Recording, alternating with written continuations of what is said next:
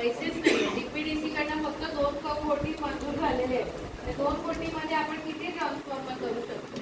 त्यामुळे आपण आणखी निधी आपण महाराष्ट्र शासनाकडनं कसा ट्रान्सफॉर्मरसाठी मिळवू शकतो त्यासाठी आपण प्रयत्नशील आहोत. या सगळ्या गोष्टी आपण करतो आहोत. आणि खंडारे साहेबांना मला एक सांगायचं आहे की आपण जेव्हा उतरतो समुद्रात पोहणं बाहेरून छान वाटतं, पण जेव्हा स्वतः आपण उतरतो तेव्हा कळतं की किती कठीण आहे. तर त्यामुळे आता मलाही कळलेलं आहे की तुमच्या काय अडचणी आहेत की त्या अडचणी आपल्याला असं वाटतं की आताच सुटतील, एका आठवड्यात सुटल्या पाहिजे, तर होत नाही. कारण की अनेक डिपार्टमेंट्स एका डिपार्टमेंटच्या फक्त हातात असेल तर प्रश्नच नाही.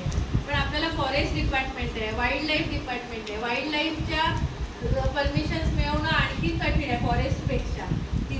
म्हणजे ह्या सगळ्या अडचणींचा सामना करून आपल्याला आज जावं लागतं. त्यामुळे तुम्हाला सुद्धा माझं पूर्ण सहकार्य मिळेल.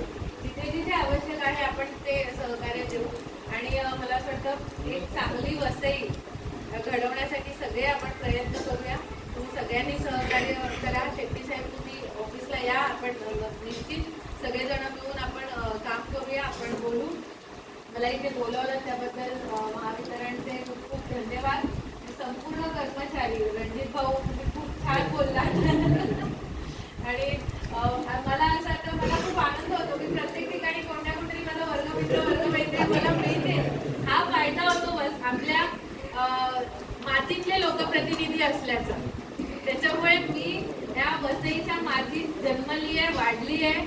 इकडचे जे लाईटचे प्रॉब्लेम 25 वर्ष मी पण भोगती आहे. तर त्यामुळे पुढच्या आपल्या पिढीला हेच प्रॉब्लेम फेस करावे लागू नये, त्यांना एक चांगलं भविष्य मिळावं यासाठी आपण सगळेजण प्रयत्नशील आहोत. आणि निश्चित इच्छाशक्ती असेल तर सगळं होऊ शकतं. तर ती इच्छाशक्ती इथे बसलेल्या आमची सगळ्यांची आहे. तर त्यामुळे त्या इच्छाशक्तीच्या जोरावर आपण निश्चित चांगलं काम करू. इतकंच मी आज माझं मनोगत मांडते. तुम्हा सगळ्यांचं